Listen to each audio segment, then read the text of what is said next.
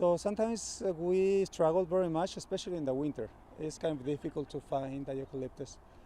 In the summer, it's a little easier to find it.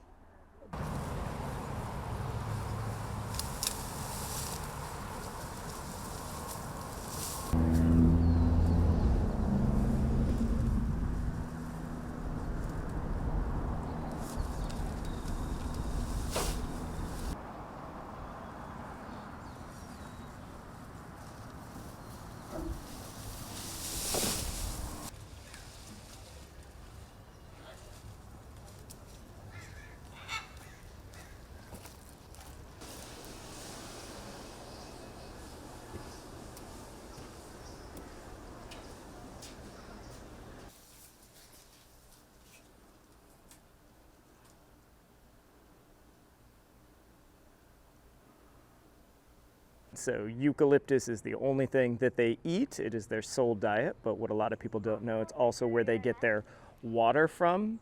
So most of the eucalyptus have between 40 to 70% water in the leaves. So a truly healthy koala will not need to drink from a water source. So the eucalyptus that we cut for them is very particular. And luckily here at the zoo, I have a great horticulture team that goes all around San Francisco cutting it. And the other fascinating thing is they typically will only eat the new growth. So I got an example here. So the very tips of the eucalyptus is what they will eat. So they don't eat every leaf that's on the branch, only the newest growth, because as the eucalyptus tree is pushing that new growth out, it has the most nutrients.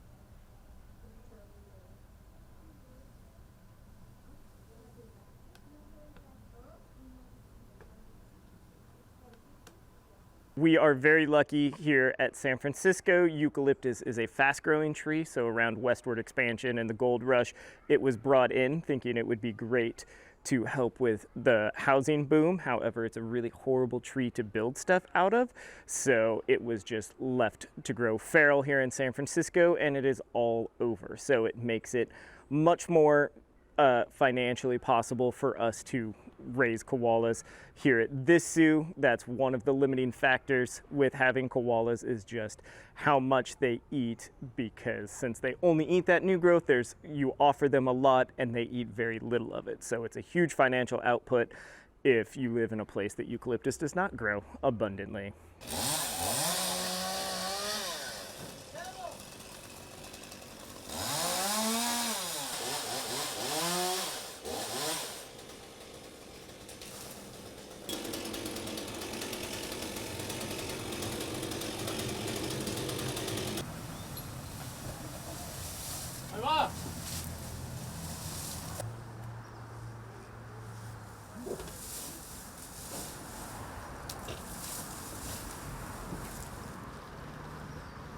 Today we're trimming a black acacia, and that's in the giraffe's native diet.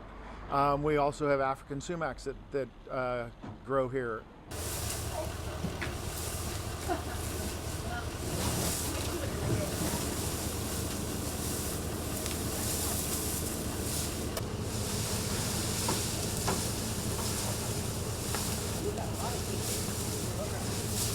So giraffes out in the wild can eat about 75 pounds of food a day. They are walking miles and miles, expending a lot of energy, so they need to eat a lot of food. And while we can't sustainably grow that here ourselves, we look to the community for help. We are very lucky here in the Bay Area that we have a plethora of trees growing in your own backyards, at public parks, and surprisingly to most, there's a huge portion of what grows out there that we can feed these animals. The primary food that the giraffes eat in Africa is known as acacia, and a cousin to that African strain grows here in Oakland. It's actually a non-native invasive tree.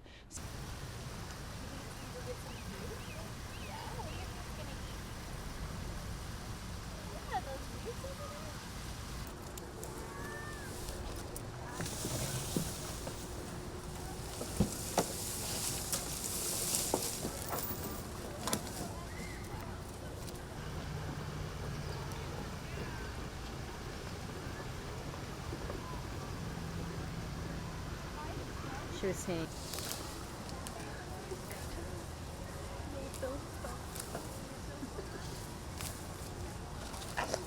Everything that they don't eat either goes to our mulch and it's chipped here, or the giraffes are selective.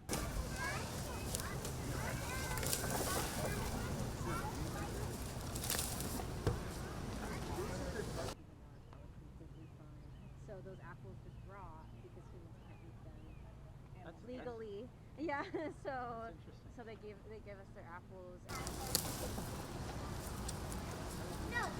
Beautiful.